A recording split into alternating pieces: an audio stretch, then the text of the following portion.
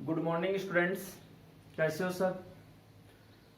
आज बायोलॉजी विषय में अपनी जो यूनिट चल रही है जेनेटिक्स, उसका जो 35वां चैप्टर चल रहा है, उसी चैप्टर का आज अपन एक नया टॉपिक पढ़ने जा रहे हैं।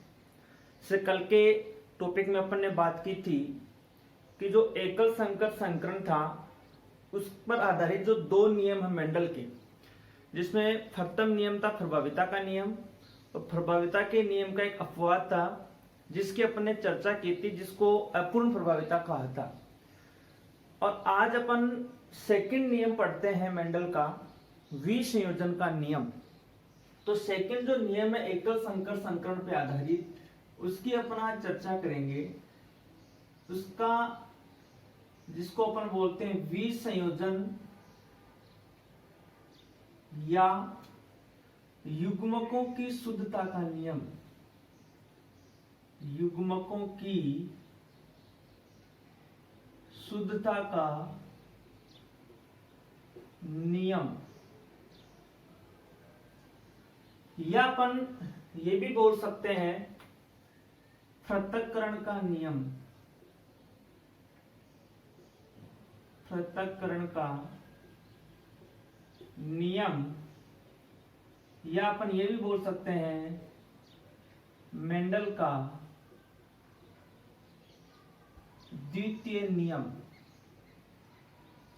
तो चाहे आप विसंयोजन का नियम बोल दीजिए, चाहे आप युग्मकों की शुद्धता का नियम बोल दीजिए, चाहे आप पृथक्करण का नियम बोल दीजिए, या मेंडल का द्वितीय नियम बोल दीजिए।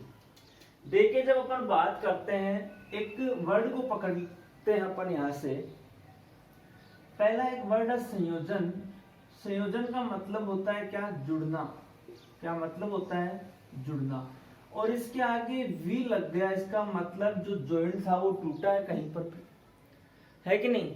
तो इसका मतलब जो जॉइंट जुड़ गया था वो अब क्या हो गया? अलग हुआ कि नहीं हो गया, यानी वो पृथक हुआ कि नहीं हुआ। दूसरा, युग्मकों की शुद्धता का नियम, मतलब जो युग्मक है वो बिल्कुल ही क्या है? शुद्ध है, एकदम प्योर है।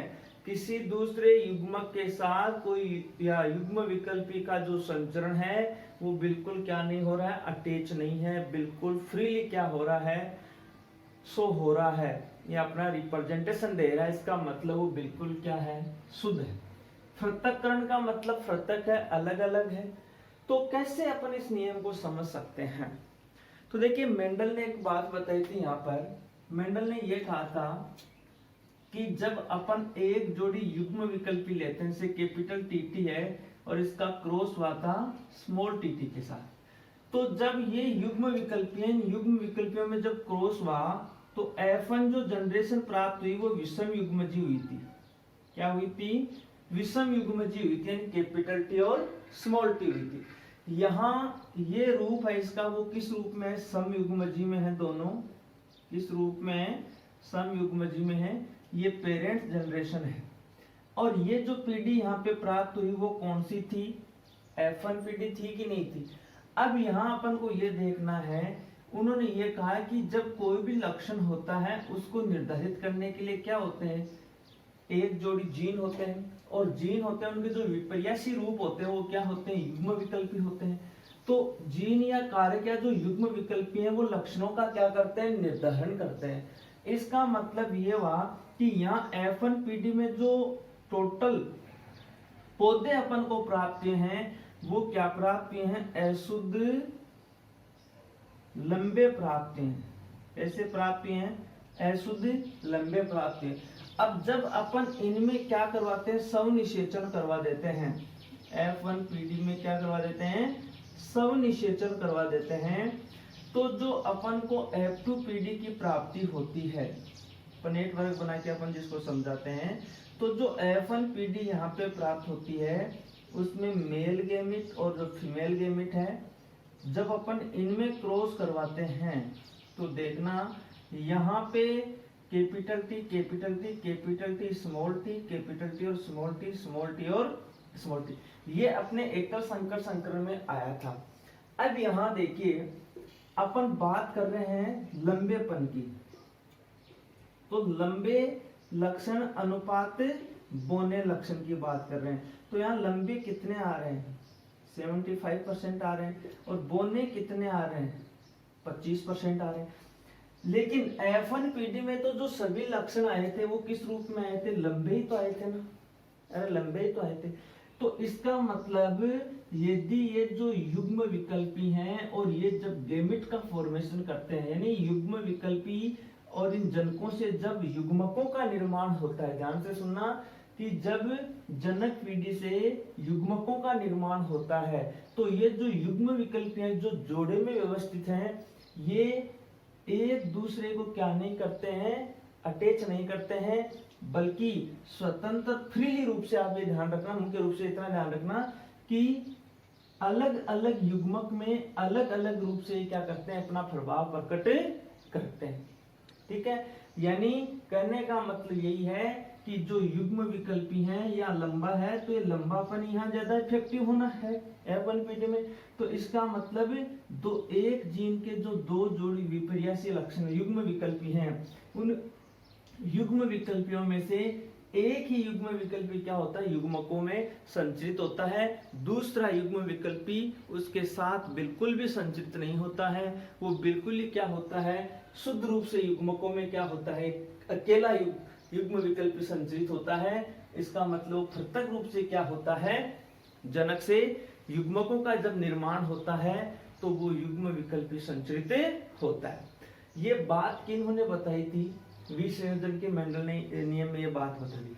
अब अपने जो माइंड में क्वेश्चन आते हैं वो ये है कि ये जो विसंयोजन का नियम है इसका महत्व क्या है, विसंयोजन के नियम का महत्व क्या है। सबसे पहला महत्व है, यहाँ एक बात अपन को बता दी गई है कि जो जीन है वो जीन जब जनकों से लक्षणों का निर्धारण करते हैं तो वो जीन जब युग्मकों में संचरित होते हैं तो वो एक जोड़ी न होकर के बिल्कुल ही क्या होते हैं, अलग अलग रूप में क्या होते हैं, संचरित होते हैं। तो इससे अपन को ये तो ये क्लियर हो गया कि जो जीन संकल्पना है, तो जो जीन संकल्पना है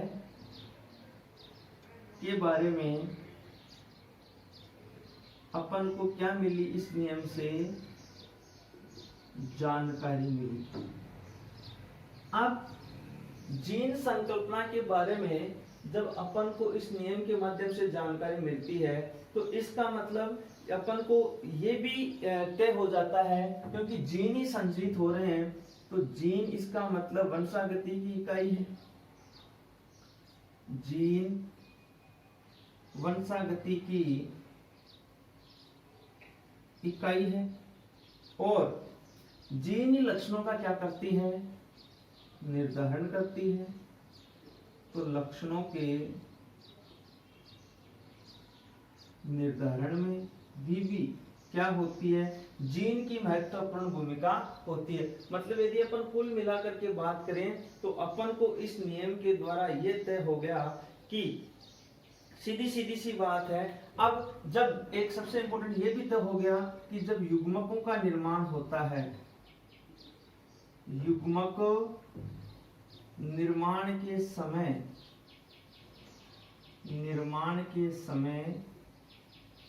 जो युग्म विकल्पी हैं, यानी युग्मक निर्माण के समय जो युग्म विकल्पी हैं वो क्या करते हैं, एक दूसरे से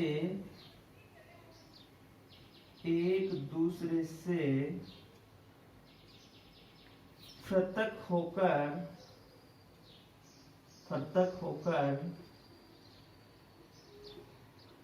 एक दूसरे से क्या हो जाएंगे, पृथक होके युग्मकों में संचरित होते हैं, युग्मकों में संचरित होते हैं। तो आप इस नियम को विशेष रूप से ध्यान रखना, आपसे एग्जाम में क्वेश्चन आना क्या आना है, विसंयोजन का युग्मकों की शुद्धता का नियम क्या है, इसका महत्व लिखिए अपने सिलेबस के अकॉर्डिंग। इसी नियम का महत्व दिया हुआ है, बाकी सभी नियमों का मैं एक साथ आपको महत्व बता दूंगा।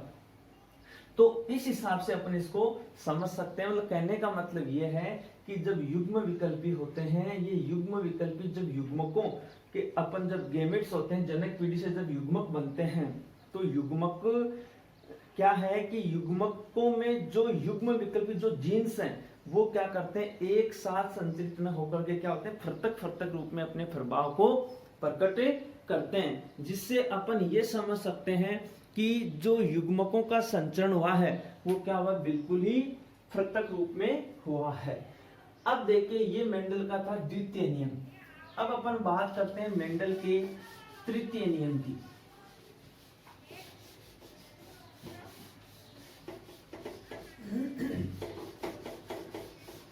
अगला आता है मेंडल का तृतीय नियम।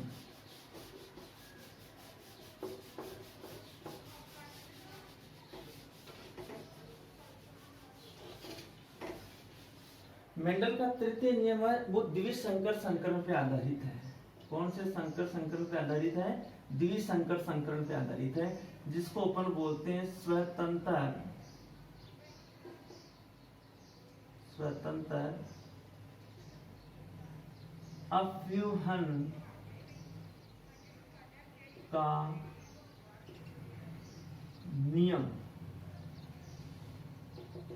यानी जो स्वतंत्र अव्यूहन का नियम है वो एकल संकरण जैसे जो प्रयोग है, एक जोड़ी युग्म विकल्पी अपन जो लिए हैं उनके ऊपर लागू नहीं होता है। जो दो या दो से अधिक जोड़ी युग्म विकल्पियों के जो लक्षण है उनके ऊपर मुख्य रूप से क्या होता है, ये लागू होता है। तो स्वतंत्र अव्यूहन का जो नियम है वो नियम आपको एक तो ये ध्यान रखना है, द्विज संकर संकरण पे आधारित। एग्जाम में क्वेश्चन पूछ सकता है कि एकल संकर संकरण पे आधारित मेंडल के नियम लिखिए, तो आपको दो नियम है उनके बारे में लिखना है या उनके नाम लिखने हैं। आपसे पूछ सकता है द्विज संकर संकरण पर आधारित मेंडल का कौन सा नियम है, एक नंबर का क्वेश्चन आ सकता है, तो आपको लिखना है स्वतंत्र अव्यूहन का नियम। ये नियम क्या कहता है, ये नियम कहता है, नाम से स्वतंत्र यानी फ्री है, अव्यूहन का मतलब हो रहा है वही संचरण हो रहा है, कि जब दो जोड़ी कोई भी युग्म विकल्पी अपन लेते हैं, भाई द्विज संकर संकरण तो दो जोड़ी युग्म विकल्पी ले रहे हैं, दो जोड़ी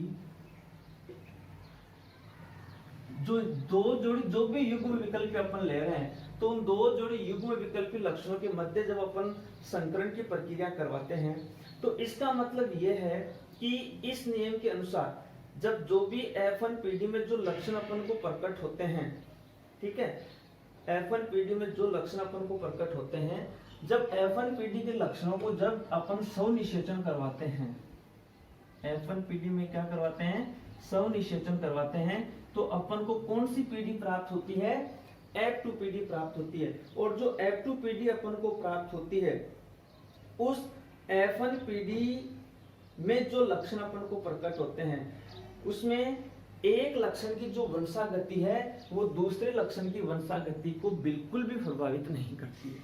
यानी स्वतंत्र अव्यूहन का नियम क्या कहता है कि जब लक्षणों की वंशागति होती है तो एक लक्षण की वंशागति दूसरे लक्षण की वंशागति को बिल्कुल भी प्रभावित नहीं करती है। यानी क्या कहना चाहता है नियम, जैसे अपन ने एक्सपेरिमेंट किया था कि द्विज संकर संकरण क्रॉस में अपन ने ये लिया था और स्मॉल r और स्मॉल y, जिसमें अपन ने इसको क्या कहा था, गोल व पीले, और ये क्या था,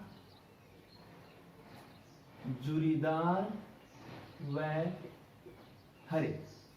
तो देखिए यहां जब अपन बात करते हैं मुख्य रूप से, तो जो F1 पीढ़ी यहां अपन को प्राप्त हुई थी वो F1 पीढ़ी क्या थी, विषम युग्मजी गोल व पीले, ये तो प्राप्त हुई थी कि नहीं हुई थी। अब यहां जो पीढ़ी प्राप्त हुई अपन को वो कौन सी पीढ़ी थी, F1 पीढ़ी थी। कौन सी पीढ़ी थी, F1 पीढ़ी।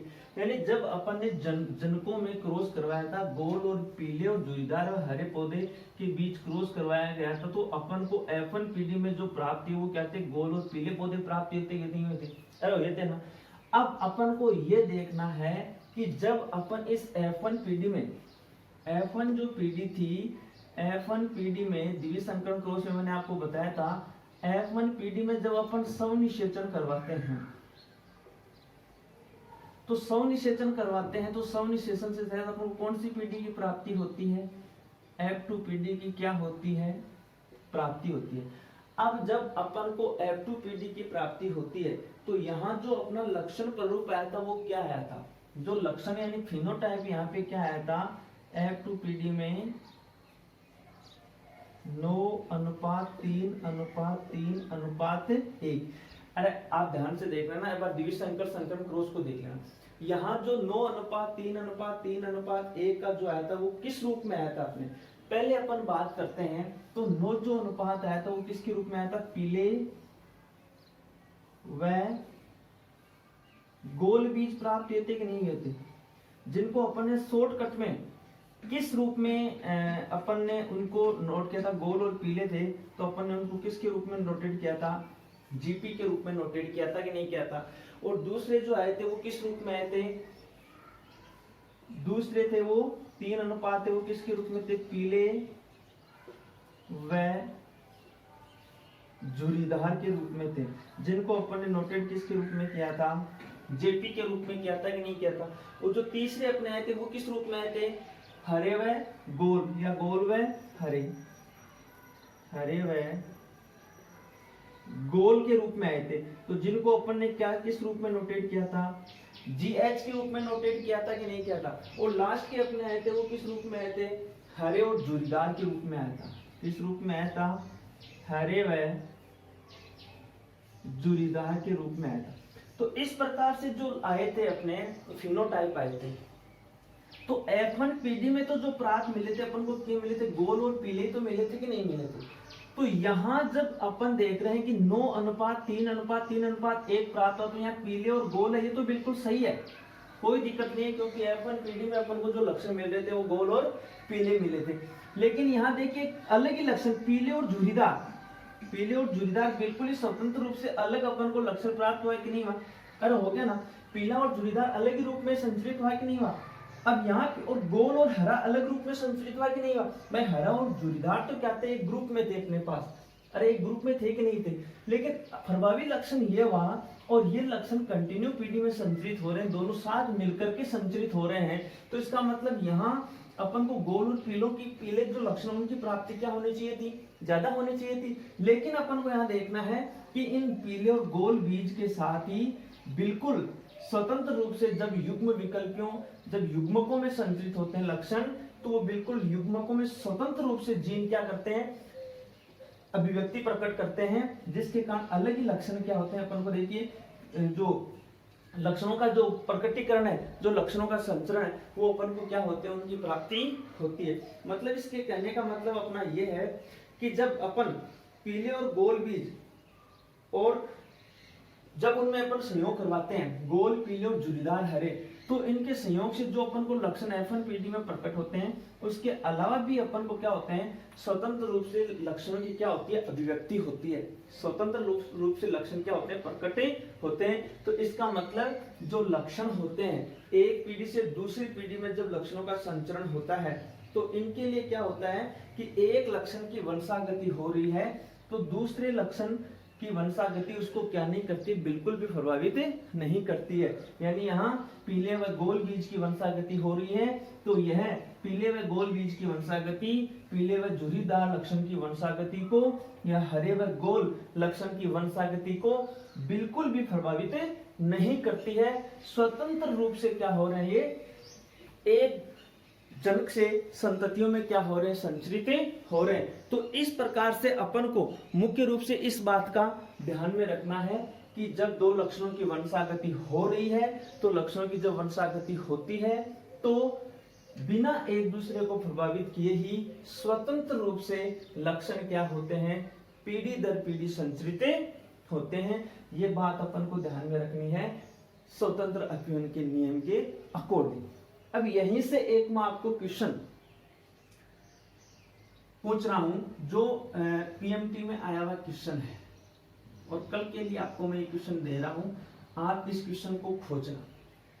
क्वेश्चन ये है, यहां नोट कर रहा हूं मैं, capital R small R capital Y और स्मॉल वाई के जीनोटाइप होंगे। क्वेश्चन ये है कैपिटल आर स्मॉल आर यानी जो विषम युग्मजी गोल और पीले हैं, बीज हैं, उनके जीनोटाइप क्या होंगे, ये आपको क्वेश्चन है, उसको निकाल के लाना है। पीएमटी में 2002 और 2007 में जो ये क्वेश्चन है वो आया हुआ क्वेश्चन है, तो आपको इस क्वेश्चन को देखना। काफी क्वेश्चंस इस जेनेटिक्स टॉपिक से आए हुए हैं, तो उनको अपन को नोटेट करना। आपको ऑप्शन भी मैं नहीं दे रहा हूं यहाँ पे, क्योंकि आपको खुद को निकालना है कि जीनोटाइप आप कैसे निकाल रहे हो। इतना जरूर बता सकता हूं कि जब अपन F1PD में स्वपरागण करेंगे तो जो जितने जीनोटाइप अपन को प्राप्त होते हैं उन जीनोटाइपों का अपन को क्या करना है, इसमें आंकलन करना है। धन्यवाद।